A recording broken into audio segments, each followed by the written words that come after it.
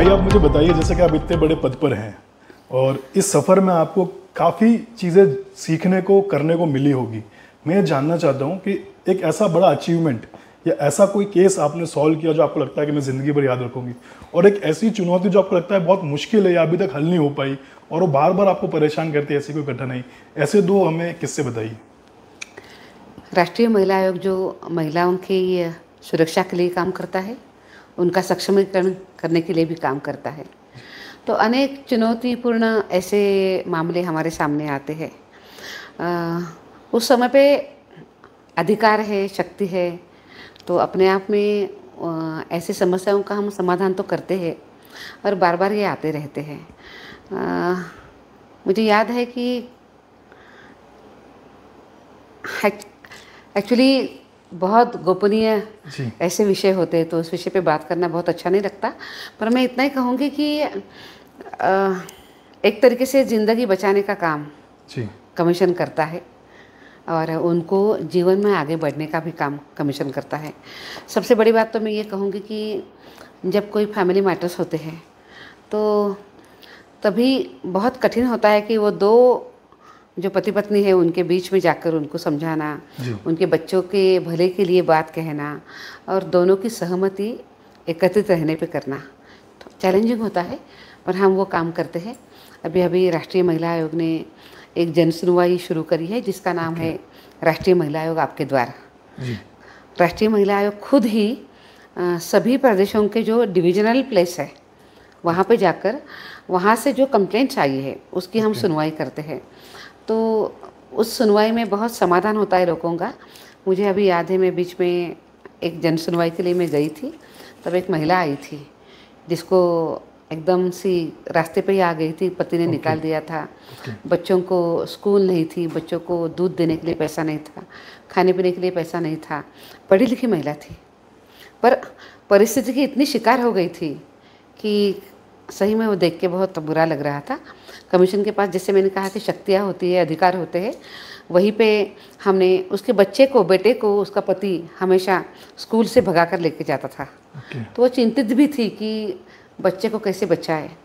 तो वहीं हमने एसपी को ऑर्डर किया कि उस बच्चे की सुरक्षा का ध्यान रखे।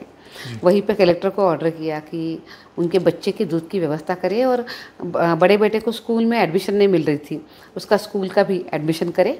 और वो पढ़ी लिखी थी, तो हमने कलेक्टर को ये निवेदन किया था कि आपके यहाँ उसके जैसा अगर कोई काम होता है तो वो काम आप ज़रूर उसके लिए दीजिए। तो मुझे खुशी है कि हम वो कर पाए।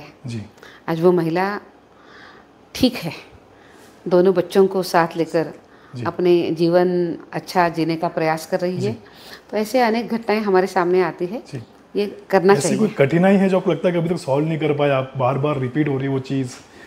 हाँ, एक ज़रूर मुझे चैलेंज लगता है कि बहुत बार ऐसा होता है कि जब तक मैटर प्रिजुडिस जब तक वो जो मैटर है वो मैटर जब तक हमारे पास होता है, हम प्रयास करते हैं उन दोनों को समझाने का। पर एक बार वो मैटर कोर्ट में चला जाता है तो उसके बाद हम उसको देख नहीं पाते हैं। और जब सब जुडिस होता है मैटर तो कोर्ट तो उसका कॉग्निजेंस लेता है, फिर पर रिजल्ट आने में समय लगता है। उस समय पे जो जेन्युइन महिला होती है उनकी बड़ी हालत ख़राब हो जाती है। उनके लिए मुझे हमेशा लगता है कि हमने उनके लिए और कुछ करना चाहिए। ये थोड़ा जो समय चला जाता है उसमें उनके लिए और कुछ सोचना चाहिए, ऐसा लगता है। अब मेरे मन में तो कई प्रश्न हैं, लेकिन मैं चाहूँगा रक्षा जी कुछ पूछे, क्योंकि वो जिला अध्यक्ष है, आप सिरोही जिला अध्यक्ष हैं और आपने चुनाव के दौरान काफ़ी गाँवों का विजिट किया होगा। हमारे यहाँ ट्राइबल बेल्ट बहुत बड़ा है और कई ऐसे इश्यूज़ हैं, लाइक मैटरनिटी को लेके, ऐसी कई चीज़ें। ऐसी कोई पक्ष या ऐसा कोई मुद्दा आप उनके सामने रखना चाहे, कुछ बताएं सिरोही जिले से जुड़ता हुआ। भाई, सबसे पहले तो मैं राष्ट्रीय महिला आयोग के इस कदम के लिए आपको बहुत बहुत धन्यवाद देना चाहूँगी कि महिला आयोग आपके द्वार, ये जो आपने हर डिवीज़न स्तर पे जो महिलाओं को उत्पीड़न और हिंसा में अधिक से अधिक सहायता मिले उसके लिए आपने शुरू किया, उसके लिए भी आपको बहुत बहुत धन्यवाद है। परंतु एक प्रश्न हमेशा मन में आता है कि महिला आयोग की जानकारी गाँवों में या बहुत कम महिलाओं तक है। राजस्थान की अगर मैं बात करूँ तो इसमें इस जागरूकता को हम कैसे बढ़ाएं कि महिलाएं और ज़्यादा से ज़्यादा महिला आयोग के साथ पहुंच के अपनी बात कर सकें, अपनी हिंसा या अपनी जाति जो उनके साथ हुई उस बारे में अपनी बात रख सकें। और इसके साथ साथ ये भी है कि उनको किस तरीके से वो उस आयोग में कंप्लेन करें, कैसे पहुँचे, ये रास्ता किस तरह से आसान हो। बिल्कुल, आपने बहुत सही कहा कि महिला आयोग हर गांव तक, हर महिला तक पहुंचने चाहिए। मैं ये कहूँगी कि मूलतः पहले तो ये पहुंचना चाहिए कि महिलाओं के लिए उनकी रक्षा करने के लिए जो कानून बनाए हैं उसके बारे में उन सभी महिलाओं को जानकारी होनी चाहिए। ऐसे समय पे कमीशन स्वयं प्रयास करता है कि हम सभी महिलाओं तक हम जाए। हमारे अलग अलग कार्यक्रम होते हैं, जैसे कि हम कॉलेज गोइंग जो स्टूडेंट्स हैं उनके लिए हम एक कैंपस कॉलिंग नाम का एक कार्यक्रम करते हैं। जो हमारी चुनी हुई जनप्रतिनिधि है उनके पास कमीशन जाता है, तो उनके गांव में जो भी ऐसी उत्पीड़न की घटनाएं घटती है तो वो घटनाओं को लेकर वो हमारे पास आ सकती है। इसीलिए हम सभी चुनी हुई महिला जनप्रतिनिधियों का भी हम एक ट्रेनिंग करते हैं, उसका नाम है she is a change maker. ऐसे हम अनेक हम कार्यक्रम करते हैं। पर तो भी हमारा देश भी इतना बड़ा है, जनसंख्या भी बहुत बड़ी है, तो अवेयरनेस बढ़ने के लिए समाज के सभी क्षेत्रों से प्रयास करने की ज़रूरत है।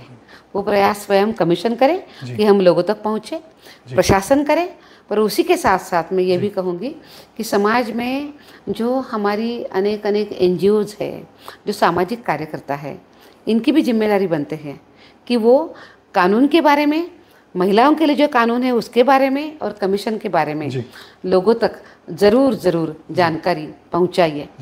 जब तक हम मिलके ये काम नहीं करते तब तक महिलाओं को न्याय कैसे मिलेगा। इसीलिए हम सबकी जिम्मेदारी है कि हम सब लोग मिलके ये काम करें। तो जैसा कि कमीशन है, इन्होंने पूछा कि कहाँ तक लोगों तक पहुँचे, तो मैं जानना चाहूँगा, मान लीजिए आज जो इंटरव्यू देख रहे हैं, ऐसी को हो सकती है पीड़ित महिला हो जो इंटरव्यू देख रही है, वो आप तक अपनी बात रखना चाहे, तो आपको कॉल के माध्यम से, ईमेल के माध्यम से क्या एक संपर्क सूत्र है जो सबसे सरल और सबसे सीधा हो? ज़रूर, आपने बहुत सही कहा कि राष्ट्रीय महिला आयोग के पास आप कभी भी आ सकते हैं। राष्ट्रीय महिला आयोग की खुद की 24/7 चलने वाली हमारी हेल्पलाइन है। जिस हेल्पलाइन पे काउंसलर होते हैं, वो आपकी समस्या शांति से सुनते हैं, उसका समाधान अगर तुरंत कर सकते हैं तो वो करते हैं, अगर नहीं तुरंत हो पाता है तो वो कंप्लेंट भी रजिस्टर कर लेते हैं। तो बहुत आसान तरीका है कि 24/7 जो हमारी हेल्पलाइन चलती है उसके साथ आप संपर्क में रहिए। उसी के साथ साथ आप हमें पत्र लिख सकते हैं, आप हमें ईमेल कर सकते हैं। राष्ट्रीय महिला आयोग का ऐप है, उसमें भी आप अपनी कंप्लेंट दर्ज करवा सकते हैं। तो इस तरीके से हमारे साथ जुड़ने के ऐसे अनेक माध्यम हैं। मैं उन सभी महिलाओं को मैं ज़रूर कहूँगी कि आज हम सभी लोग अभी पढ़ रहे हैं, आगे बढ़ रहे हैं, सभी को इंटरनेट यूज़ करना आता है, सभी को सर्च करना आता है। हम YouTube का उपयोग करते हैं, हम सोशल साइट्स का हम उपयोग करते हैं। तो आप भी कमीशन तक आने के लिए ये सभी रास्ते हैं, उस रास्ते से आप ज़रूर चले। मैं जानना चाहूँगा, गीता जी जो एक समाज सेविका है और उन्होंने ज़मीनी स्तर पर काफ़ी कार्य किए, खासकर अगर शौचालय बनाने की बात करें, क्योंकि जैसे हम बात करते हैं महिला सशक्तिकरण की, तो सबसे पहला आता है कि एक आत्मविश्वास और एक एक सेल्फ रिस्पेक्ट। माउंट आबू में क्योंकि कंस्ट्रक्शन के काफ़ी इश्यूज रहे तो यहाँ पे टॉयलेट्स नहीं बन पाते हैं। जब उन तक ये बात पहुँची तो उन्होंने काफ़ी लोगों को टॉयलेट बनाए, लेकिन आज भी कई माउंट आबू के ऐसे गाँव हैं जहाँ पे महिलाएं खुले में शौच करने को मजबूर हैं। आप विडम्बना देखिए कि वो डब्बा लेके जा रही है, उनको डर है कि पीछे कोई वीडियो बनाने आ रहा है, ऐसा हुआ है, वीडियो बना के ऑनलाइन डाल देते हैं, वो महिला कहाँ जाएगी। और ये एक माउंट की समस्या नहीं है, पूरे भारत है, और इसमें किसी का एलिगेशन नहीं है। काफ़ी सुधार आया है, मोदी जी ने जो हर घर शौचालय का सपना देखा उससे काफ़ी सुधार आया है, लेकिन आज भी ज़मीनी स्तर पर काफ़ी ऐसी समस्याएं हैं। तो मैं गीता जी से जानना चाहूँगा, उन्होंने इस समस्या को एक तरीके से देखा है वहाँ जाके, तो ऐसे कुछ प्रश्न आप रखना चाहें? मैं तो ये कहूँगी कि मैम ये पॉसिबल है क्या, जो कोई भी लड़की है उसको फोर्सफुली कंपलसरी उसकी स्कूलिंग होनी चाहिए, इक्वल एजुकेशन होनी चाहिए, और जो फिज़िकल स्ट्रेंथ उसको नहीं मिलती है तो वो हर स्कूल में ये कंपलसरी होना चाहिए, कराटे वगैरह से। तो वो एक मेंटली भी सक्षम हो जाती है, पढ़ लेती है, तो उसको डर भी नहीं रहता है कि मैं नहीं कमा पाऊँगी। और इक्वल एजुकेशन होता है तो प्रोफेशनल एजुकेशन में भी ये जा सकती है, तो ये बहुत अच्छा है, ये पाँव पे खड़ी हो जाती है। तो ये हमको हर लड़की के लिए हो, इस तरह से ये ऊपर से आए, क्योंकि यूरोप हो, अमेरिका हो कि जापान हो, कोई भी लड़की हो वो इक्वल टू बॉय होती है। अभी भी अपने देश में थोड़ा इक्वल टू बॉय नहीं हो पाई है। तो नहीं, उसमें मैं गीता जी एक बात कहूँगी कि सरकार की तरफ से तो इतने प्रयास है। हम अगर देखते ही 10-11 साल में सरकार ने बहुत शानदार प्रयास किए हैं और उसका बहुत अच्छा परिणाम हमें अभी दिखने लगा है। आप जिसकी बात कर रहे हैं एजुकेशन की, तो आज मैं बहुत अच्छे भाव के साथ आपको मैं कहना चाहती हूँ कि हमारे देश में इक्वालिटी है ही। पुरुष और स्त्री समानता हम सिर्फ बात नहीं करते हैं, हमने अपने व्यवहार में भी इस समानता को हम लेकर आए हैं। आज हमारे देश में बेटियों को पढ़ने के लिए अनेक अनेक अवसर मिल रहे हैं। बेटी बचाओ बेटी पढ़ाओ अभियान जो है, ये समग्र बेटी को आगे बढ़ाने वाला अभियान है। और हमारे यहाँ तो आपको पता है कि कानूनी है राइट टू एजुकेशन का, तो हमारी बेटी पढ़ ही पाती है। ज़रूरत है माँ बाप, समाज, परिवार के मन परिवर्तन की ज़रूरत है। उन्होंने अपने बेटी को स्कूल में भेजने की। मुझे आपको ये भी कहना है कि अभी आपने बात करी शौचालयों की, आपने देखा होगा कि 10 साल पहले देश की स्थिति बहुत अलग थी, पर आज वो स्थिति नहीं है।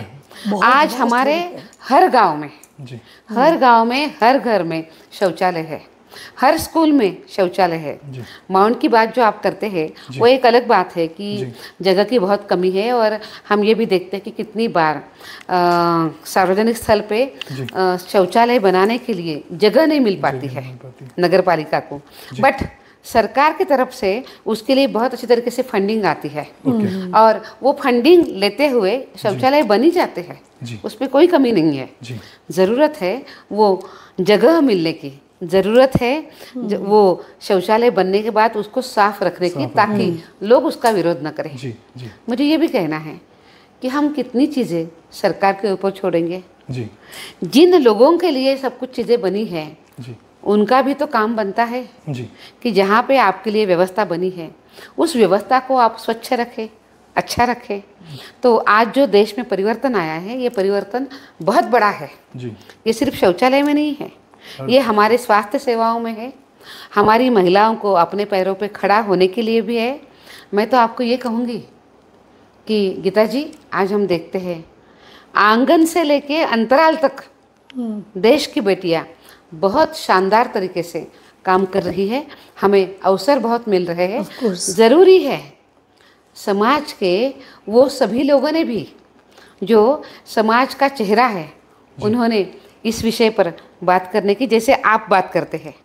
आप सबके पास जाते हैं, सबको कहते हैं कि आपने क्लीनिनेस रखना है, आपने इस तरीके से काम करना है। तो ये आपने खुद होके समझकर ये काम को अंगीकार कर लिया है, आपने खुद ने ये समझकर काम किया है। ऐसे भी तो लोग हैं, ऐसे अनेक लोगों ने सामने आने की ज़रूरत है, तभी तो ये काम अच्छे तरीके से खड़ा हो पाएगा। तो इसी तरह से एक फैमिली अगर एक फैमिली को अपनाती है, उसकी लड़की को टिल एंड पढ़ाती है, तो वो लड़की सक्षम हो सकती है। बिल्कुल, उसका ध्यान देती है, उसको समझाया जाता है। बिल्कुल। आज देखो हमारे देश में सुकन्या समृद्धि जैसी योजना है जो हमारे बेटियों को बहुत ताकतवर बनाती है। तो ऐसी अनेक योजनाएं हैं, हम उसका उपयोग ज़रूर कर सकते हैं। और जो ज़रूरतमंद लड़कियां हैं उनको भी उसके बारे में हम बता सकते हैं। तो ताई, मैं तो ये भी क्लास में कहना चाहूँगी कि आप ऐसा आह्वान करें कि गार्बेज हटाओ, गायों को बचाओ। हर लेडी बचाना शुरू कर देगी। सही बात है। कचरा तो हम ये कहते हैं कि जहाँ पे कचरा है वहाँ पे लक्ष्मी जी का वास नहीं होता है। और अगर देखा जाए तो घर की वो महिला ही है ना कि जो अपना घर इतना अच्छा टिप टॉप रखती है। तो हमें वो तो सब कुछ अच्छा घर रखना का आदत भी है, हमें वो रखना भी आता है। अब ज़रूरत है कि हम अपने घर के साथ साथ अपना परिसर भी हम स्वच्छ रखें। मुझे यहाँ की सभी महिलाओं को आह्वान करना है, उनको आग्रह करना है कि हम सब लोग मिलकर अबू को स्वच्छ बना सकते हैं। अपने घर का जो कचरा है उस कचरे को हम अगर 2 तरीके से हम उसको विभाजित करते हैं, सूखा और गीला कचरा, तो अपने आप में हमें सेग्रीगेशन करने के बाद कचरे में कमी आएगी और प्रत्यक्ष रूप में रिसाइकल करने के लिए भी मदद होगी। मुझे यहाँ की सभी महिलाओं को आग्रह करना है जी कि माउंट आबू इतना सुंदर है, तो इतना हम ये कह शानदार सकते है। क्योंकि विजयताई जी का नाम बहुत प्रदेश में है। जी तो जैसे मोदी जी ने कहा कि आज वो करना है, ताली बजाओ। तो आप भी ऐसा कहेंगे कि हर लेडी को ऑल ओवर इंडिया में इस तरह से प्रशासन को हेल्प करनी है और इंदौर जैसा मॉडल स्थापित करना है, तो आप करें ऐसा। आप देखिए इंदौर की मॉडल की आप बात कर रहे हैं, वहाँ पे प्रशासन भी आगे आया और प्रशासन के साथ साथ वहाँ के लोग भी आगे आए। उन्होंने ठान लिया जी कि हमें अपना शहर स्वच्छ और सुंदर करना है। लोगों ने बहुत अच्छी साथ प्रशासन को दी, जी तो यहाँ पे वो भी ज़रूरत है। बिल्कुल अकेला प्रशासन सब कुछ नहीं कर पाएगा, जनता ने भी साथ देना है। जब जनता साथ में आती है तो बहुत कुछ अच्छा हो सकता है। मुझे विश्वास है कि आज मुझे हमारी माउंट आबू की सभी बहनें, सभी परिवार मुझे आज सुन रहे हैं, वो ज़रूर माउंट आबू को स्वच्छ रखने के लिए ज़रूर प्रयास करेंगे। मैं उन सभी को आग्रह करती हूँ जी कि हम मिलके बहुत कुछ बदलाव करेंगे। जी इस बदलाव के साक्षी हम ही बनेंगे, इस बदलाव को बनाने वाले हम ही होंगे। जी वैसे तो प्रश्न बहुत सारे हैं और इसका कोई अंत नहीं है, लेकिन मेरे मन में भी कई प्रश्न हैं, लेकिन मैं अभी इसलिए नहीं पूछ रहा हूँ ताकि आप वापस आएँ माउंट आबू और उस समय हम आपसे पहले से ही एक समय लेके रखेंगे जरूर। कि मैम हमको आपका इतना समय चाहिए। एक सवाल मैं आपसे करना चाहती हूँ। आप तो महाराष्ट्र राज्य महिला आयोग के अध्यक्ष भी रही, अभी आप राष्ट्रीय महिला आयोग के अध्यक्ष हैं। आपने ऐसे अनेक मामले आपके सामने आए जो महिला उत्पीड़न, हिंसा, इन सब से होकर। मैं चाहती हूँ कि आप देश की महिलाओं को ऐसा क्या संदेश एक दें कि जिसमें आप ये महसूस करते हैं कि वो सावधानी या ऐसा हम कुछ करें कि वो महिलाएं कम से कम, हम महिलाएं कम से कम उत्पीड़न का शिकार हों। ऐसे एक कोई सलाह मैं आपसे। ज़रूर, आपने बहुत मुझे अच्छा पूछा। मैं उन सभी बहनों को ये कहना चाहूँगी कि हमारे सुरक्षा के लिए हमारे देश में बहुत सक्षम कानून है। जी सबसे पहले तो हम उस कानून को जान लें। हम पढ़ते हैं पर सही मायने में हम साक्षर नहीं होते हैं, क्योंकि हमें हमारे लिए क्या बनाया है अगर हम वही नहीं जानते हैं तो फिर क्या उपयोग है। तो हमारी सुरक्षा के लिए जो कानून है उसके बारे में हम ज़रूर जानकारी रखें। हमारे लिए जो सरकार की योजनाएं हैं हमें आगे बढ़ाने के लिए, उसके बारे में भी हम ज़रूर समझ कर लें। अगर ये दो चीज़ें हम करते हैं तो मैं ज़रूर आपको ये कह सकती हूँ कि आपको कानून पता है तो कोई लोगों की, कोई पुरुषों की हिम्मत ही नहीं होगी आपको तकलीफ़ देने की, क्योंकि आप उनको कह सकते हैं कि अगर आप इस तरीके से मेरे साथ व्यवहार करते हैं तो कानून के साथ तो मैं आपको सज़ा दूंगी।